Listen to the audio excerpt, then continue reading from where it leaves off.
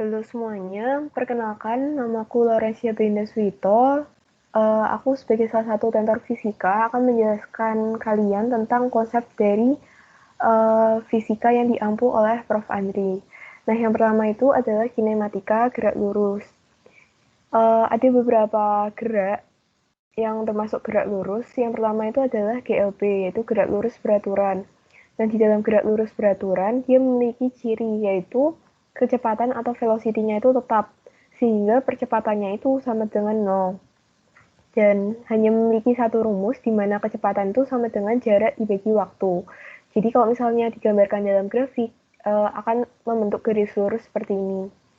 Lalu untuk berikutnya itu adalah gerak lurus berubah peraturan. Nah, gerak lurus berubah peraturan ini, dia punya rumus, di mana VT itu sama dengan V0 plus AT, S itu sama dengan V0 T plus setengah AT kuadrat, VT kuadrat sama dengan V0 kuadrat plus 2AS. Nah, berikutnya, gerak-gerak berikutnya ini adalah gerak-gerak yang dia tuh punya rumus yang sama sebenarnya sama dengan GLBB ini. Nah, misalnya aja nih kayak gerak jatuh bebas. Dia punya ciri dia tidak memiliki kecepatan awal V0 karena gerak jatuh bebas kan berarti dari ketinggian tertentu dan langsung jatuh kayak gitu kan. Nah, makanya dia tidak punya kecepatan awal. Sehingga kalau misalnya diaplikasikan ke rumus ini, V0-nya kita hilangkan semua dan di mana dia percepatannya kita ganti dengan gaya gravitasi dan S-nya diganti dengan ketinggian tertentu karena jatuh dari suatu ketinggian tertentu, maka rumus yang kita dapat itu adalah VT sama dengan G kali T, H sama dengan setengah kali GT kuadrat, dan VT-nya sama dengan 2GH kayak gitu. Nah, berikutnya itu ada gerak vertikal atas dan bawah. Dan rumus yang digunakannya itu masih sama dengan rumus GLBP, yang membedakan cuma arah gravitasi aja antara yang atas sama yang bawah. Nah, seperti biasa, yang A akan kita ganti dengan percepatan gravitasi atau G, yang S kita ganti menjadi H ketinggian. Nah, kalau misalnya gerak vertikal ke atas, berarti dia gaya gravitasinya akan negatif. Nah, ini kenapa? Karena gaya gravitasi itu selalu ke bawah. Jadi dia melawan arah dari gaya gravitasi, sehingga dia kita bisa tulis dengan minus GH kayak gitu. Jadi kita bisa dapat VT sama dengan V0 min GH, H sama dengan V0 T min setengah GT kuadrat, VT kuadrat sama dengan V0 kuadrat min 2GH. Nah, untuk ke bawah dengan rumus yang sama, dia hanya mengganti gaya gravitasi ini menjadi positif. Karena kalau ke bawah, berarti dia punya arah gaya yang sama dengan gaya gravitasi. Yang sebenarnya kayak gitu kan sama-sama ke bawah. Jadi plus kayak gitu. Jadi cuma ganti aja dari minus ke plus kayak gitu. Nah, kalau misalnya kita gabungkan dalam suatu grafik seperti parabol kayak gini, aku punya grafik itu antara kecepatan dan juga antara X jarak. Di sini berarti yang teman-teman harus tahu ini ada kecepatan, ada jarak, dan ada ketinggian atau H. Oke, nah uh, awalnya dulu, mulai dari kecepatan awal, berarti kalau misalnya bentuknya parabol seperti ini, teman-teman bakal punya V0Y dan juga punya V0X. Ini V0Y dan ini V0X, di mana ininya adalah V0. Nah, V0Y itu bila sesuai vektor, berarti dia menjadi V0 sin theta. Sedangkan kalau V0X berarti menjadi V0 cos theta, kayak gitu. Dan hal ini tuh berlaku di semua kecepatan yang ada di grafik ini. Mau V yang di sini, mau V yang di sini, atau yang di sini, berarti dia punya dua kecepatan, yaitu Vx dan Vy, di mana Vx itu identik sama cos theta yang ini, lalu Vy-nya juga sin theta, kayak gitu. Nah, lanjut, jadi ada suatu kondisi, suatu posisi yang kita sebut dengan H maksimum. Jadi, itu adalah ketika benda mencapai H maksimumnya. Ketika benda mencapai H maksimum, dia akan seolah-olah berhenti. Nah, karena seolah-olah berhenti itu, dia tidak memiliki kecepatan pada sumbu Y-nya. Atau kita sebut dengan Vy sama dengan 0. Jadi dia hanya punya kecepatan pada sumbu X saja. Nah, di sini karena dia mau jatuh, kita anggap arahnya itu sama kayak arah gravitasi pada umumnya. Jadi G-nya itu menjadi positif. Dan perlu diingat lagi, semua Vx yang ada di sini, dia masuknya ke GLP. Jadinya dia nggak punya percepatan X, alias percepatan X-nya sama dengan 0, kayak gitu. Nah, lalu kalau suruh mencari waktu untuk mencapai H maksimum gimana? Nah, kita kan tadi punya rumus ini ya, VT sama dengan V0 min GH. Nah, ini bisa kita pakai nih. Berarti jadi VY sama dengan V0Y min GT. Dimana karena ini di H maksimum, berarti seperti gerak jatuh bebas, dimana V0-nya sama dengan 0, maka VY itu sama dengan 0 min GT. Sehingga kita bisa dapat nih, T itu sama dengan VY per G, kayak gitu. Jadi, untuk T maksimum, kita bisa pakai ini, VY min G, kayak gitu. Nah, untuk mencari jarak pada saat H maksimum tuh gimana? Jadi tetap sama konsepnya, kita pakai jarak yang mula-mula dulu ditambah sama jarak dari sini ke sini yang kita bisa cari pakai rumus uh, mencari jarak dengan GLB. Nah, di sini kan harusnya V0x plus T aja ya. Karena A-nya itu 0, jadi bisa dihilangkan kan. Karena A pada GLB 0. Jadi, kalau teman-teman mau buat cari X pada H maksimum, cukup dari X sama dengan X0 plus V0x kali T aja. Soalnya, A pada X, A pada sumbu X itu akan selalu 0, kayak gitu. Nah, selanjutnya, untuk mencari H maksimumnya sekarang, nggak jauh beda sama X, berarti dari ketinggian awal, ketinggian mula-mula ditambahin sama rumus mencari H pakai yang VY, jadi ditambah V0YT min setengah GT kuadrat, kayak gitu. Jadi kalau misalnya hanya itu kita anggap 0, berarti H max-nya kita bisa dapat nih V0 kuadrat sin kuadrat theta per 2G, kayak gitu. Nah, setelah dari H maksimum, kita bakal turun, ini ada X maksimum. Jadi, jarak yang paling maksimum ketika benda itu jatuh, kayak gitu. Sama, kita masih pakai konsep yang sama. VY-nya sama dengan V0 sin theta, Vx-nya itu sama dengan V0 cos theta.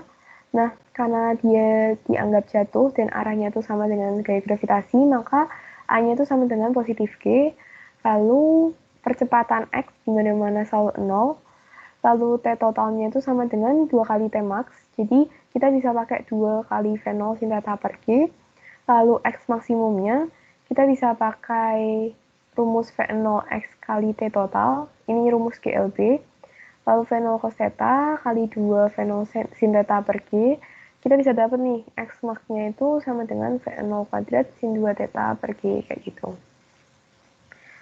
Secara konsep, untuk kinematika gerak lurus seperti ini, tapi nanti kalian bisa lihat lagi dari jawaban-jawaban dari soal Bachmann. Nah, itu kayak banyak banget kan variasi-variasinya kayak gitu.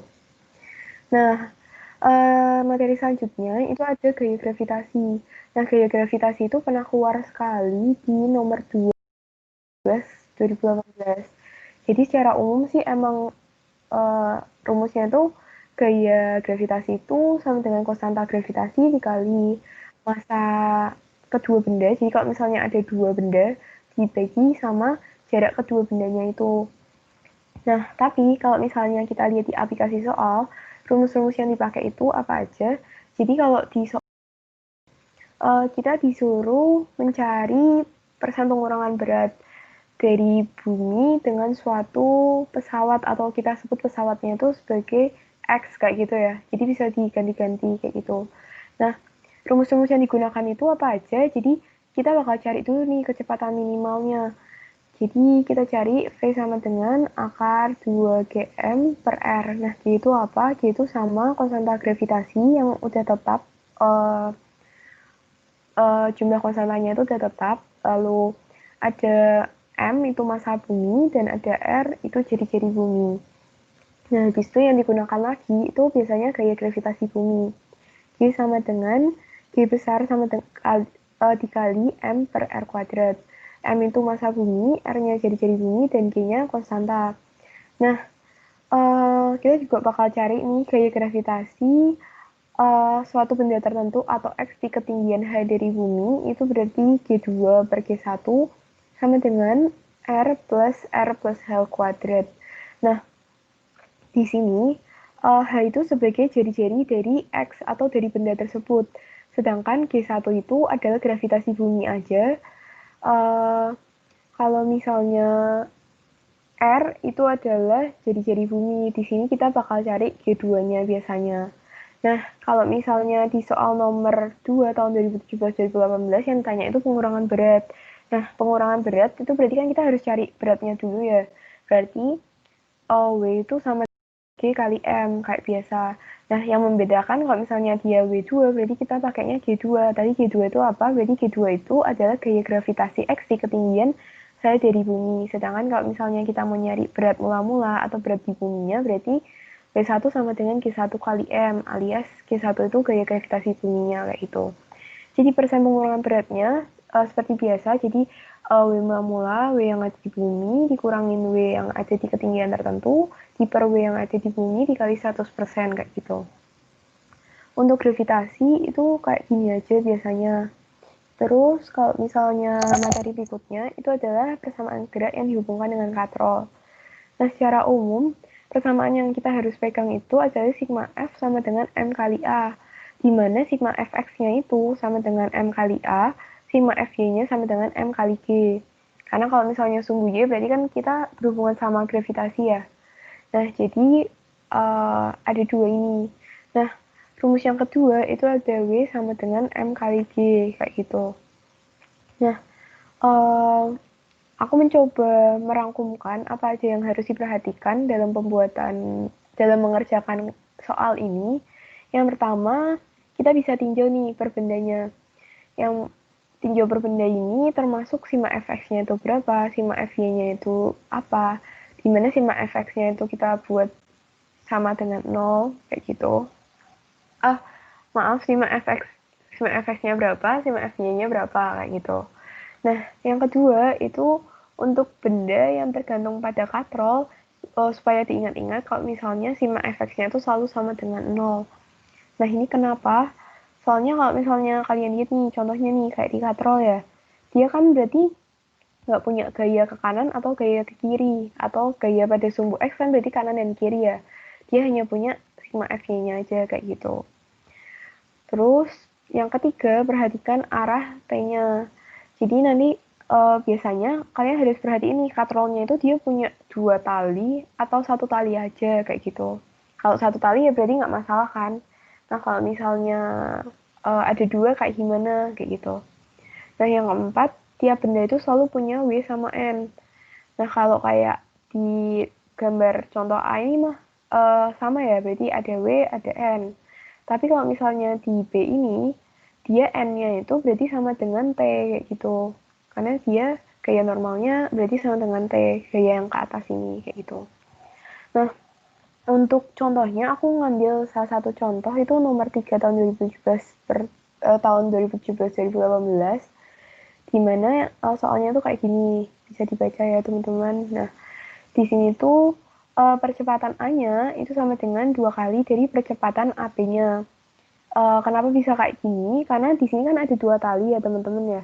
Berarti kita bisa anggap nih percepatan A-nya itu sama dengan 2 kali percepatan AB-nya. Ini buat kondisi di mana dia kalau misalnya katrolnya punya 2 tali. Berarti kalau misalnya katrolnya punya 1 tali, ya berarti percepatan A-nya sama dengan percepatan B-nya kayak gitu. Nah, sekarang kita mau cari nih. Yang kita mau cari itu ada percepatan A, percepatan B, T1 sama T2 ya. Nah, kalau kayak gitu, kembali lagi ke rules yang awal, kita harus tinjau per benda kan, sigma fx-nya berapa, sigma fy-nya berapa. Nah, kita mau nih tinjau dari A-nya. Tinjau dari A, kita bisa tinjau kalau sigma fx-nya itu sama dengan MA kali percepatan A.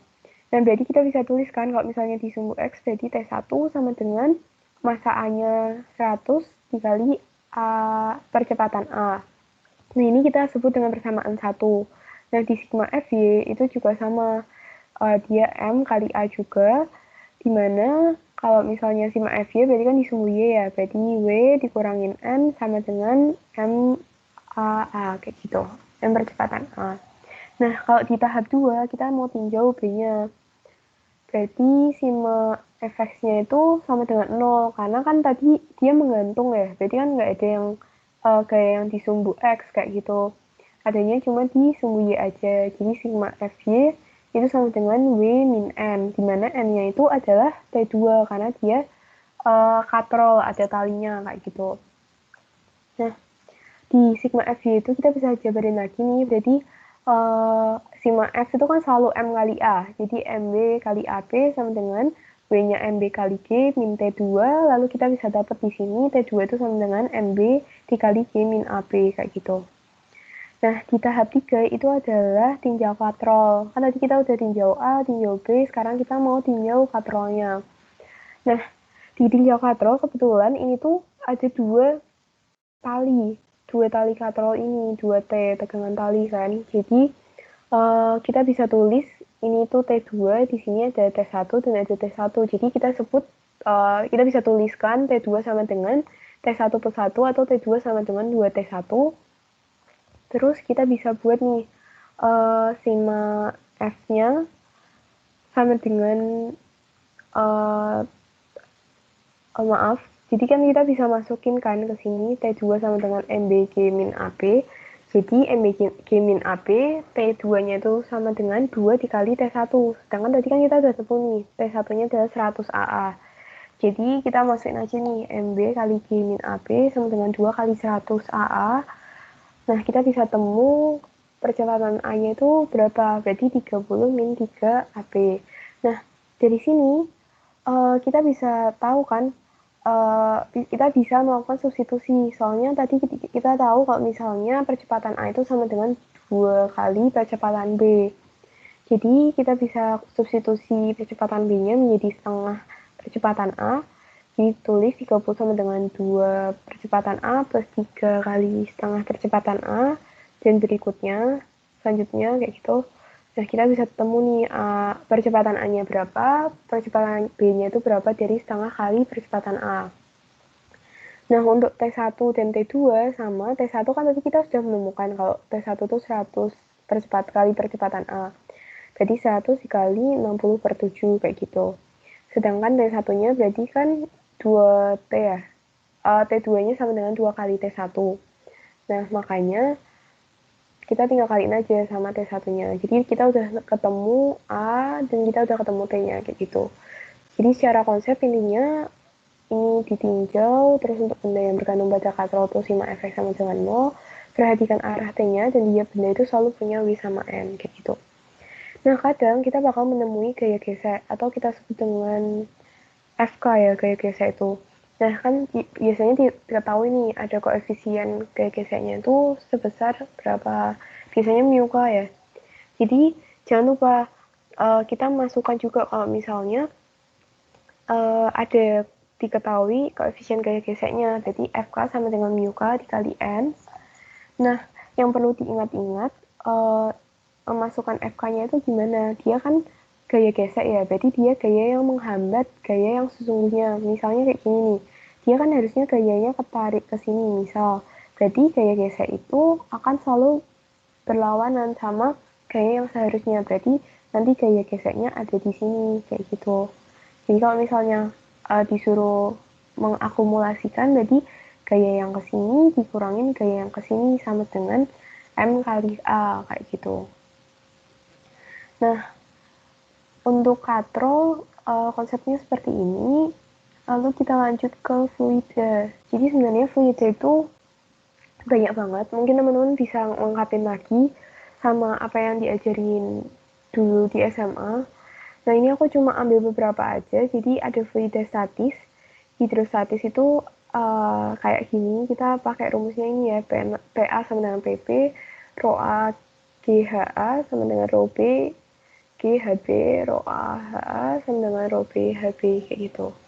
Nah, untuk hukum Pascal yang biasanya bentuknya kayak gini, itu P1-nya selalu sama dengan P2. Jadi F1 per A1 sama dengan F2 per A2 kayak gitu. Nah, kita lanjut lagi ke hukum Archimedes. Di hukum Archimedes ini, FA-nya itu sama dengan rho F kali G kali VBF. Jadi FA itu kayak kapung ke atas, terus rho F itu massa jenis fluidanya, dan VBF itu volume benda tercelup. Nah, ini bisa dibaca nih, kalau misal terapung dia gimana, melayang gimana, tenggelam gimana. Dan ada rumus kayak gini juga tentang WBF atau berat dalam fluidanya itu berarti sama dengan berat yang di udara dikurangin gaya apungnya. Dan kita bisa cari juga kalau WBF itu berarti rho B min rho F kali VBF kali G gitu. Nah, sekarang kita masuk ke fluida dinamis. Nah, jadi kalau misalnya Prof. Andri, dia tuh lebih suka ngeluarin soal yang fluida dinamis dibanding fluida statis. Di fluida dinamis, itu yang kita harus perhatikan itu I sama dengan A kali V sama dengan V per T. Ini debit ya gitu. Jadi A itu sama A itu luas permukaan, V-nya itu kecepatan fluida, dan V yang kayak gini nih maksudnya volume fluidanya dibagi sama T-nya kayak gitu. Nah, biasanya itu kita tuh fluida dinamis itu identik sama hukum Bernoulli. Nah, biasanya juga Prof. Andri itu suka ngeluarin hukum Bernoulli gitu. Nah, jadi bentuk umumnya itu kayak gimana? Sama. Jadi kan berarti ada rumus setengah rho V kuadrat plus P sama dengan konstanta. Nah, jadi energi mekanik 1 di sini itu sama dengan energi mekanik 2 yang ada di sini. Makanya ada rumus nih, P1 tambah EK1 plus EP1, P2 plus EK2 plus EP2, kayak gitu. Nah, kita masukin, kalau EK kan berarti setengah rho V1 kuadrat. Sedangkan kalau misalnya EP1 itu setengah rho GH1, kayak gitu. Ini juga sama, jadi kita bakal ketemu rumus ini. Nah, aplikasinya itu ada yang namanya teorema Torricelli. Itu yang kalau kalian ingat ada rumus ini, V sama dengan akar 2GH. Lalu ada sayap pesawat terbang juga, kayak angka pesawat, ini juga bisa dibaca. Nah, tapi biasanya itu Prof. Andi itu ngeluarin soal tuh yang kayak gini. Contoh soal nih, dia diketahui kayak gini, ada HA-nya itu sama dengan 0, H1 sama dengan H, H2-nya itu sama dengan H plus H. Jadi, kita dikasih soal tuh cuma kayak gini aja, terus kita nama ini. Nomor 1, ini 2, ini 3, kayak gitu. Nah, di sini kita ambil ini tuh sebagai H yang 0, H sama dengan 0. Jadi bisa kebayang ya kalau misal H3-nya itu sama dengan 0 sebagai acuan H-nya. Terus H1-nya itu sama dengan H, H2-nya itu yang ini H plus H kayak gitu. Diketahui P1 itu sama dengan P3, terus V2-nya itu sama dengan Vs. Terus kita selalu tanya nih, disuruh cari V3 sama P2-nya. Nah, itu bisa dimasukin ke rumus ini, P1 sama dengan P3, berarti P1 plus rho GH1 plus setengah rho V1 kuadrat sama dengan P3 plus rho GH3 plus setengah rho V3 kuadrat. Jadi ini pakai hukum Bernoulli ya. Nah, tadi kita tahu nih kalau P1 sama dengan P1 sama P3 itu sama-sama hasilnya tuh sama, P1 sama dengan P3, makanya kita bisa coret. Terus kita tahu kalau misal V1-nya itu sama dengan 0, terus habis itu kita bisa hitung, nanti ketemu deh V3-nya itu berapa. Oh, ternyata V3-nya ketemu akar 2GH kayak gitu. Nah, untuk mencari P2, berarti kita pakai yang persamaan antara P2 sama P3 kayak gitu. P2 sama dengan P2 itu plus rho GH2 plus setengah rho V2 kuadrat sama dengan rho 3 plus rho GH3 plus setengah rho V3 kuadrat. Nah, kalau misalnya disusun, berarti nanti kita bakal dapat P2 min P3 sama dengan rho G dikali H3 min H2. Padahal tadi kan kita tahu ya H3 itu kan 0 karena dia dianggap sebagai permulaan awal hanya. Terus dikurangin H2-nya itu H besar tambah H kecil. Jadi kita dapat deh P2-nya itu P3 min rho G kali H plus H kayak gitu. Sebenarnya tuh contoh-contoh soal fluida dari Prof. Andi itu masih banyak lagi. Nanti bakal dijelasin lagi lebih lanjut sama tentor-tentor yang lain. Nah ini contohnya nih, dia, dia pakai Bernoulli juga kan. Nah ini ada bentuk kayak gini, terus kita suruh cari deh berapa P1-nya kayak gitu. Jadi ini pakai hukum Bernoulli biasa, tapi di sini ternyata V1-nya itu belum diketahui, yang diketahui cuma V2-nya aja. Makanya kita harus cari dulu V1-nya itu berapa pakai rumus ini. A1 kali V1 sama dengan A2 kali V2, nah kita baru ketemu deh V1-nya itu berapa, karena udah tahu V-nya kan, kayak gitu.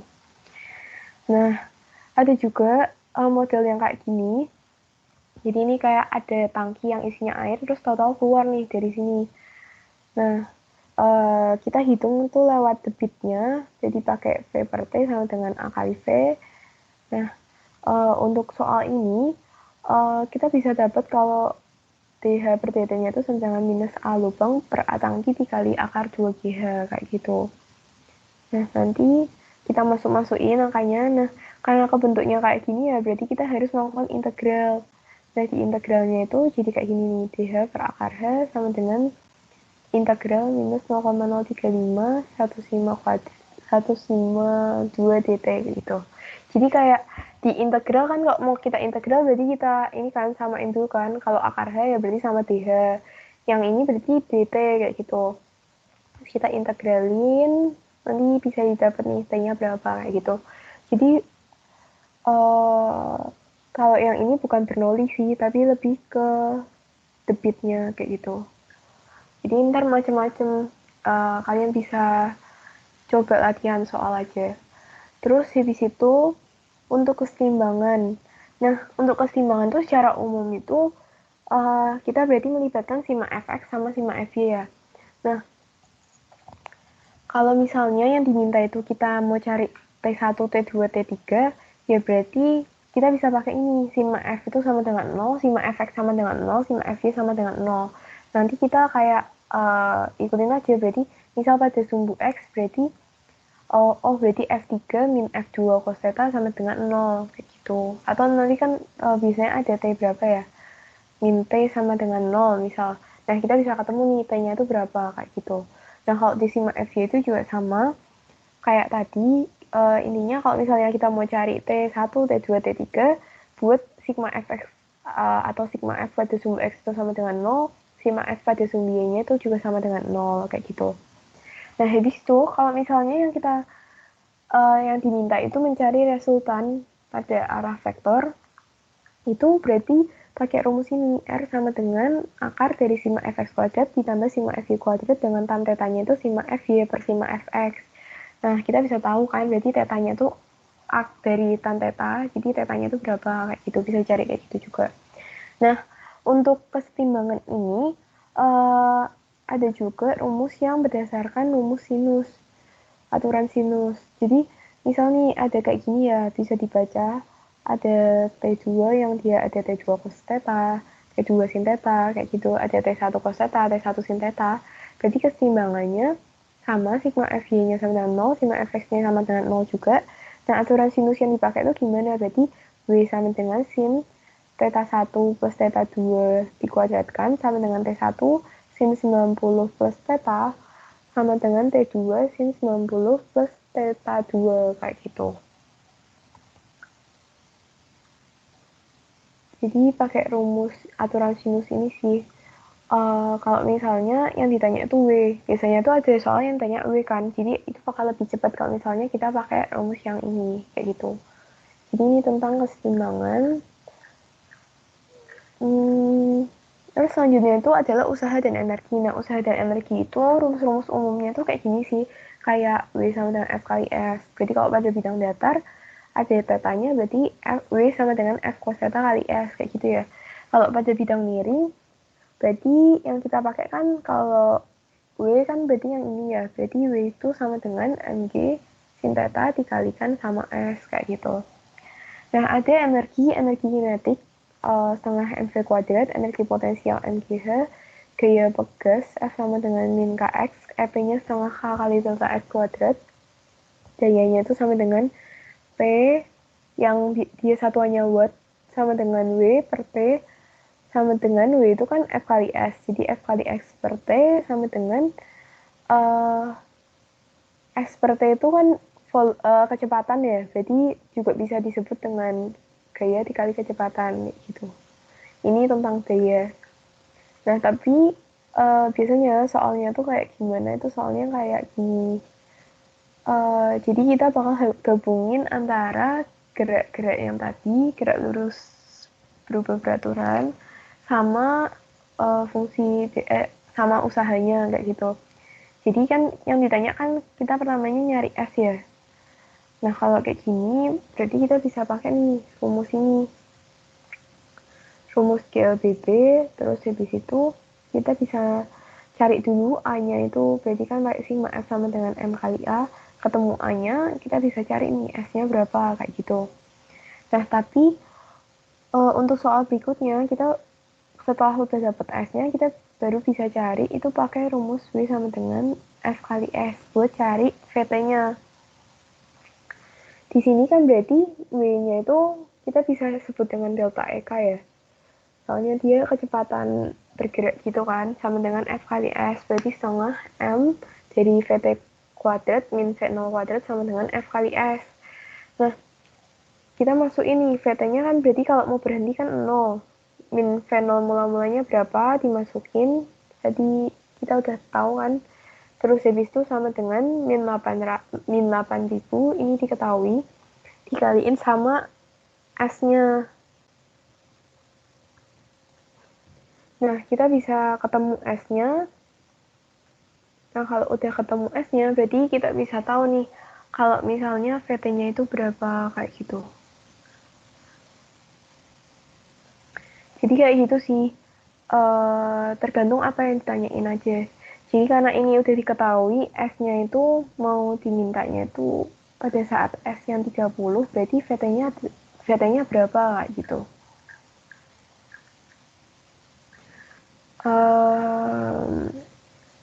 Nanti soal-soal yang lebih lanjut bakal dijelasin sama tentor-tentor setelahnya, tentor-tentor lainnya. Jadi sekian aja dari pembahasan tentang konsep fisika pada hari ini. Semoga pembahasan konsep ini bakal membantu pemahaman teman-teman buat belajar fisika lebih lanjut kayak gitu. Uh, Terima kasih. Maaf kalau misalnya ada salah kata. Terima kasih.